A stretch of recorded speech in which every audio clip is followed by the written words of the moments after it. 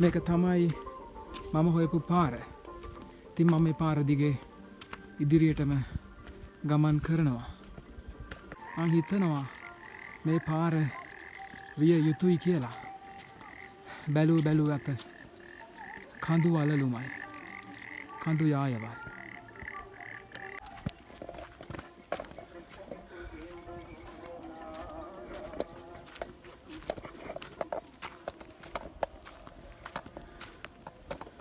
මේ පාරේ දිගටම එද්දී මෙන්න මේ වගේ දමිළ ජනයාගේ නිවාස හම්බ වෙනවා. ඊට පස්සේ ඒ අතරින් තමයි මේ පාර වැටලා තියෙන්නේ. ඒ අතරින් තමයි ඉහළට යන්න ඕනේ. ඈතින් මීදුම ගලාගෙන එනවා. අර පැත්තෙන් කඳු වලලු වසාගෙන. මම දැන් මෙන්න මේ පිකෝ ට්‍රේල් සලකුණ තියෙනවා. මම මෙන්න මේ පාර දිගේ දිගටම ගමන් කරන්නට තමයි සූදානම් වෙන්නේ. බලන්න ඉතාම සුන්දර දර්ශනයක්. ඈතින් කඳු වලලු වසාගෙන මීදුම් පුංචි මීදුම් රොදවල් අර කඳු වලලු වසාගෙන තියෙන්නේ. හරිම ලස්සනයි. බලන්නකෝ.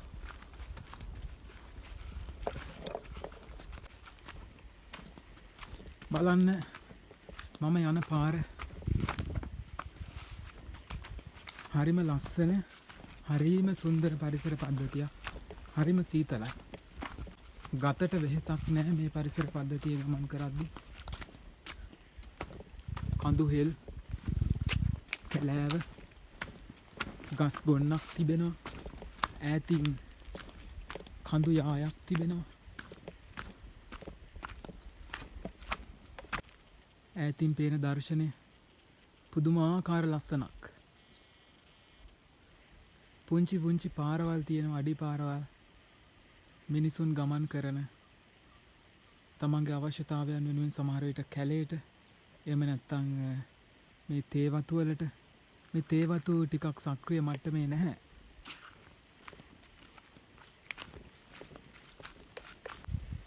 දැන් ඔන්න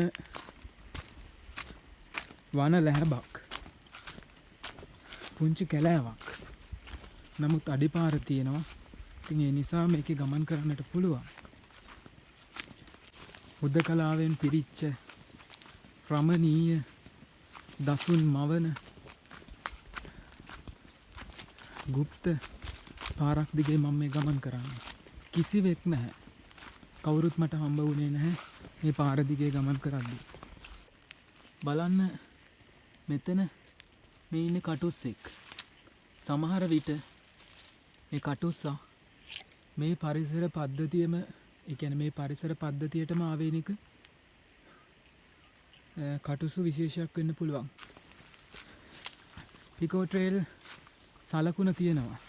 ඒක වැදගත්. මොකද මැප් එක නැතත් මේ සලකුණ තිබ්බොත් අපිට පාර නිවැරදි කියලා හඳුනා ගන්නට පුළුවන්. ඇත්තට මට අමුතු සද්දයක් ඇහුණා මෙතනදී. නිකන් අර ගෙරවිලි හඬක් වගේ.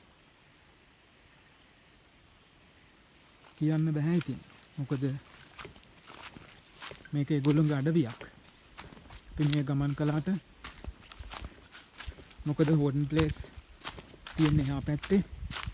ඉතින් මේකත් ඒ පරිසර පද්ධතියටම අයිති එකක්. ඒ කියන්නේ මේ සීමාවේ විවිධ සත්තු ගැවසෙන්න පුළුවන්. කමුතු හඬක් නේ.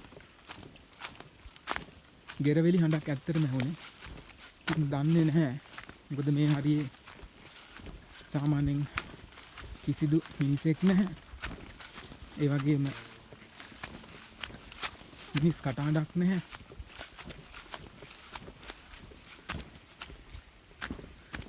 බලන්න මේ පාර වැටලා තියෙන විදිය. හරිම গুপ্ত බවක් තමයි මේ පාරේ තියෙන්නේ. ඈතින් පේනවා ගරා වැටිච්ච නිවසක්. සමහර විට කලින් මෙතන තමන්ගේ වාස භූමියක් කරගෙන මිනිසුන් ජීවත් වෙන්නට ඇති. හැබැයි දැන් නම් ඒවා පාළුවට ගිහිල්ලා සමහර විට මේ දුෂ්කර බව නිසාම ඔවුන් මෙතනින් අයින් වෙලා පහසුකම් සහිත ස්ථානවලට ගමන් කරන්නට ඇති බොහෝ දුරට.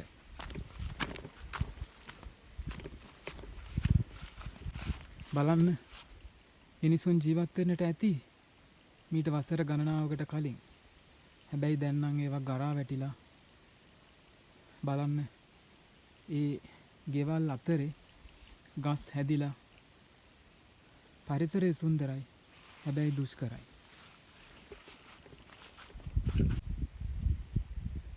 මම ආව ගමන් මාර්ගේ බලන්න හරිම ලස්සන හරිම සුන්දර පරිසරයක් ඇතුලේ තමයි මං ගමන් කරන්නේ.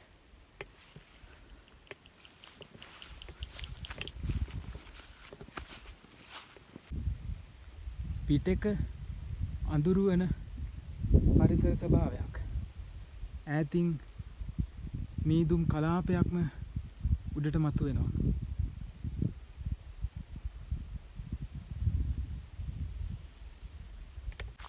ඉතාම කුඩා අඩිපාරක් තමයි තියෙන්නේ. ඉතින් මම මේ අඩිපාර දිගේ තමයි ඉදිරියට ගමන් කරන්නේ. පරිස්සමින් යන්න ඕනේ. ඒකට හේතුව ආලට පේනවා බලන්න පල්ලහැට තියෙන හෙලක්. ඒ නිසා අපි ගමන් කරන්න ඕනේ බොහොම පරිස්සමින් මේ මාර්ගයේදී. මොකද අපි නොදන්න මාර්ගයක්. ඒ කියන්නේ මම මේ පාර දිගේ එන්නේ පළවෙනි වතාවට. මේ පාරේ ස්වභාවය දන්නේ නැහැ. මොනවද තියෙන්නේ කියලා දන්නේ නැහැ. ඒ නිසා ආගන්තුකයෙක් සංචාරකයෙක් Taman නොගිය පාරක් දිගේ යද්දී ටිකක් විමසිලිමත් වෙන්න ඕනේ පරිසරය පිළිබඳව, පාර පිළිබඳව, වටපිටාව පිළිබඳව. ඇත්තටම යම්කිසි දැනුවත් වීමකින් තමයි යන්නට ඕනේ. අපිම ට්‍රැවල් කරත්, හයික් එකක් කරත් මම හිතනවා ඒක තමයි සුදුසුම දේ. ඔබ දකින්න ඕනේ. බලන්න මීදුම වලාකුළු මෙන්න මේ මුළු කන්දම වසාගෙන හරිම ලස්සන හරිම සුන්දර. වචන වලින් කියන්න බෑ ඉතින් මේ පරිසරය ගැන. ඒ තරම් සුන්දරයි. හරිම කාම් පරිසර පද්ධතියක් තියෙන්නේ. බලන්න පිටිපස්සේ මම ඉන්න කඳු අලල්ලම මීදුමෙන් වැහිලා ගියා. ඒ මීදුම මෙහෙටත් ටික ටික ගලාගෙන එනවා. මං හිතන්නේ මම අර යන පාර අනිවාර්යෙන්ම මීදුමෙන් වැහිලා යාවි. අපි බලමු ඉස්සරහට ගිහිල්ලා. මේක නම් පාරාදීසයක් වගේ ලස්සනයි, සුන්දරයි, රමණීයයි කියලා නිම කරන්න බෑ ඉතින්. මේ හරිය යද්දී බොහොම පරිස්සමින් යන්න ඕන. ඔයාලට පේනවා බලන්නකෝ. ඇත්තටම අර පාර හොයාගෙන යනවා වගේ කාරණාවක් තමයි මෙතෙන්දි වෙන්නේ. එහා පැත්තෙන් හෙල තියෙන්නේ. be careful. පරිස්සමින් යන්න ඕනේ. පරිස්සම් වෙන්න ඕනේ අපි.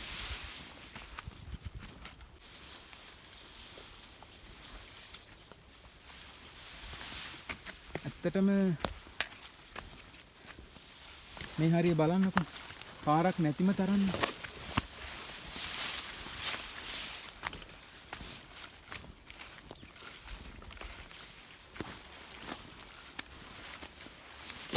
මම හිතන්නේ ඉදිරියේ එන වර්ෂා කාලෙම තව දුරටත් මේ පාර වැසී ආවි. මොකද වර්ෂාවත් එක්ක මේ ගස්වැල් නැවත ලියලනවා. එතකොට මේ පාර පුරාම නැවත ගස් හැදෙන්න පුළුවන්.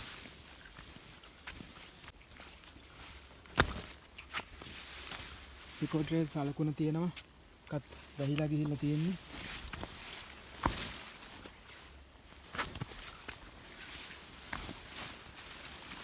ගිය පාර මම ගියපු අපුතලේ ඉඳලා සෙන් කැතරින් සීට් නැත්නම් නාය බැද්දට මෙච්චර දුෂ්කර නැහැ. ගමන් මාර්ගය හොඳට පැහැදිලි. නමුත් මේ ගමන් මාර්ගය නම් ඉතාම දුෂ්කරයි. හැබැයි ලස්සනයි.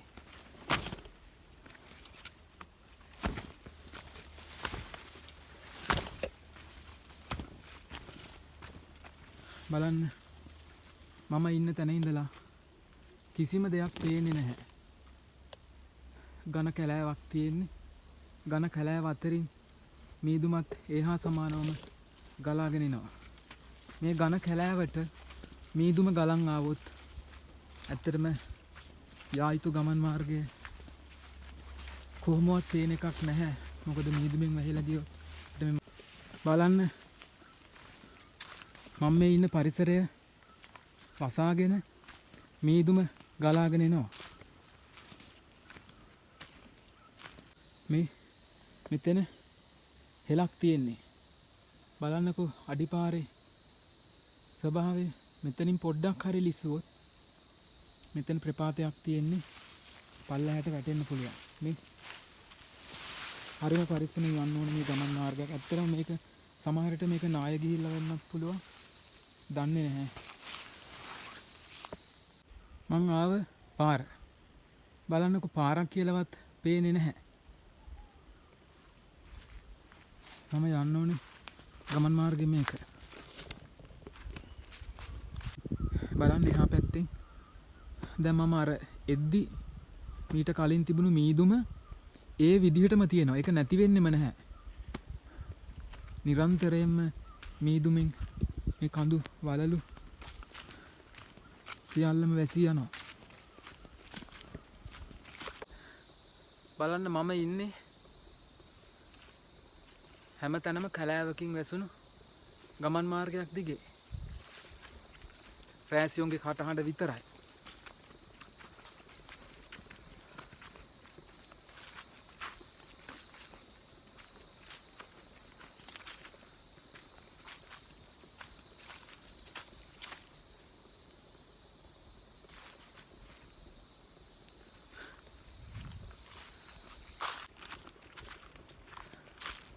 මම ගියපු ගමන් මාර්ගවලින් දැනට දුෂ්කරම ගමන් මාර්ගය ඇත්තටම මේක තමයි මට හම්බ වෙච්ච. රෑසියොන්ගේ කටහඬ විතරයි. ඇත්තටම දැන් නම් මේ ඔයාලට පේනවා පාරක් නෑ මේ කිසිම.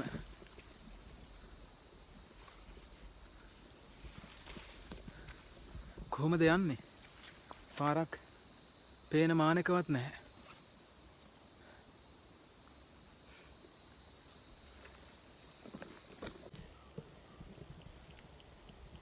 බලන්නකෝ පරිසරයේ ලස්සන.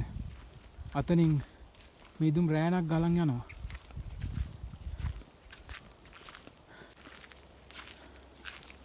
පයිනස් ගස් කඩන් වැටිලා. ටිකක් දුෂ්කරයි. හැබැයි බලන්න මේ පයිනස් ගස් අතරින් මීදුම ලස්සනට ගලන් එනවා. ලස්සන දර්ශනයක්.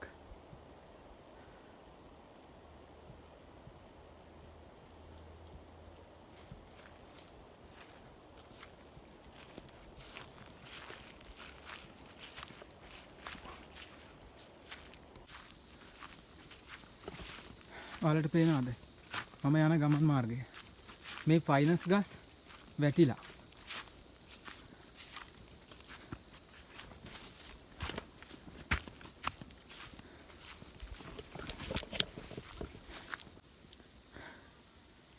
බලන්නකෝ. එහා පැත්තේ පයිනස් ගස් යායම මීදුමෙන් වැහිලා ගියා.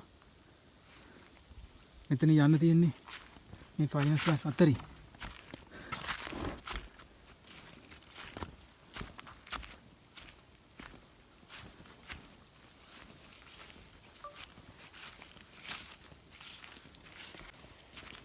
හරිම දුෂ්කරයි. ඔයාලට පේනවා. ඇත්තට මේවා උඩින් යන්න තියෙන්නේ. මේ පයිනස් ගස්වල කොළ වැටිලා.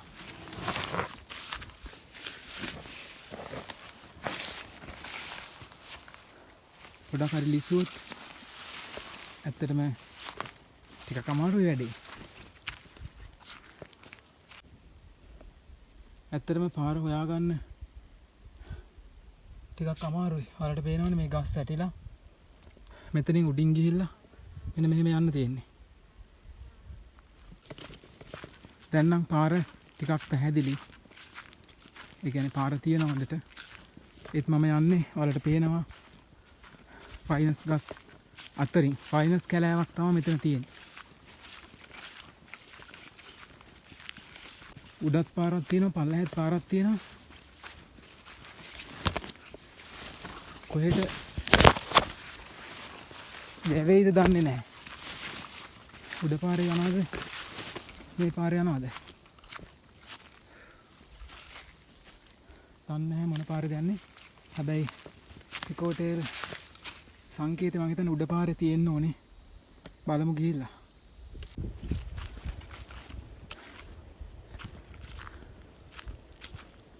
දැන් නම් මං හිතනවා ඉදල්ගස්සින රේල්වේ ස්ටේෂන් එකට ළඟ ඇති කියලා. පේනවනේ දුෂ්කර ගමන් මාර්ගයක්. මේ ගස්වලට ලිස්සුවොත් එහෙම ටිකක් අමාරුයි.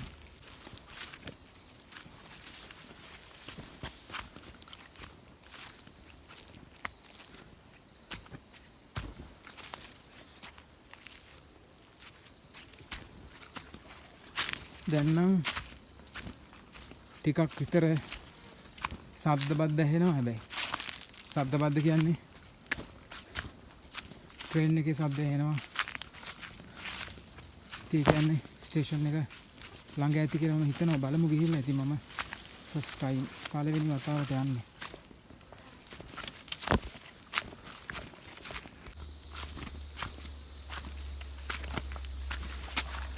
මේ පරිස්සමෙන් අඩිය තියන්න ඕනේ. හරිම සීතලයි මෙතන. මේ පොඩ්ඩක් හරි ලිස්සුවොත් අනිවාර්යයෙන්ම වැටෙනවා.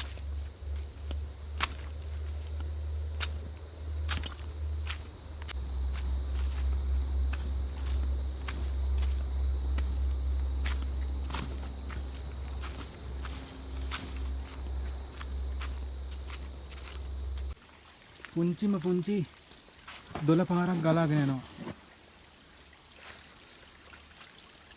බලමු.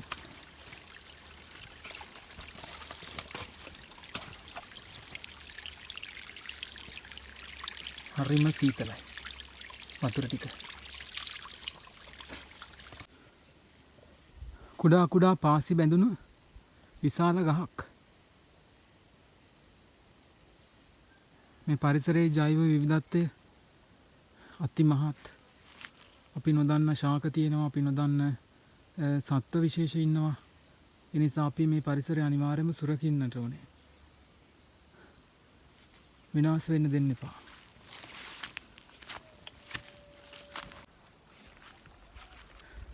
දැන් මම ඉන්නේ ගොඩක්ම ඉදල්ගස්සින්න රේල්වේ ස්ටේෂන් එකට ගොඩක් ළඟයි. ඉතින් අද මම හිතන්නේ මේ කෝවිලේ දමිළ ජනතාවගේ විශේෂ මොන හරි අවස්ථාවක් තියනවාද? ඒ කියන්නේ උත්සවයක්. හැමතැනම ඒගොල්ලෝ මොකක් හරි උත්සවයක් සමරනවාද? හරියටම දන්නේ නැහැ මොකද්ද කියලා. ඒක අපි ඉදල්ගස්සින්න ඇවිල්ලා මෙන්න මේ උඩ තමයි කන්ද උඩ තමයි කැම්පින් කරේ. ඒක මට මතක් වෙනවා. ඒකත් සුන්දර ගමනක් වුණා මීට කලින්. බලන්න මෙතන ඉඳලා පේන පරිසර පද්ධතිය.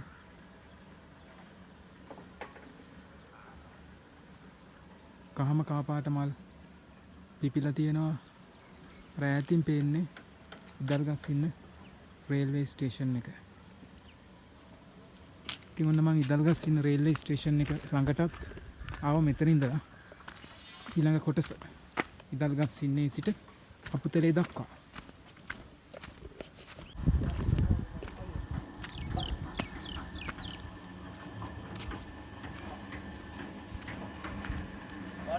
ඉදල්ගස්සින්න රේල්වේ ස්ටේෂන් එක.